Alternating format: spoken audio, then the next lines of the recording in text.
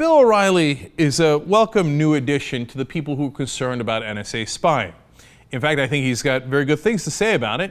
He did a talking points memo about it last night. Let's watch. Despite the initial reporting, we really don't know exactly what the government is doing. Phone calls and emails to and from American citizens are being scrutinized. And I believe that FISA judges have no idea how. It's a massive intrusion, and it affects all of us. So it is obvious that if the government is gathering communications information from Americans, that information could be illegally used. Corrupt federal officials could very well look at stored email data. Who's going to stop them? Who's going to stop them? Well, Bill O'Reilly, I agree with you, and I appreciate that principled stand. In fact, O'Reilly continues his outrage here. Now, here's what I think. The war on terror requires an aggressive federal surveillance. Sane people know that. Storing phone call data is questionable, but I think it's permissible under the Constitution if things aren't tapped. But seizing actual words of Americans said in private, unless there's probable cause they're involved with some kind of terrorism, clearly unconstitutional. You can't just seize everything and say you're doing so to try to root out terrorism. You have to have probable cause to violate the privacy of an American. Look, you know me. You know I'm a very tough guy on national security.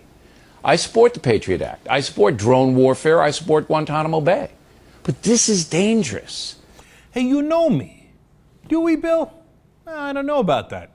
Look, I like that you're saying the right things now. Clearly unconstitutional. I agree with you. But there's some chance we didn't always agree. When President Bush was doing the same program, a judge ruled in 2006 that it was clearly unconstitutional.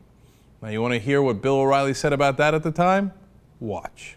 Federal Judge Anna Diggs Taylor says the NSA surveillance program, that is listening to conversations without warrants, is unconstitutional and illegal. See, I don't understand Judge Taylor. Maybe you can help me.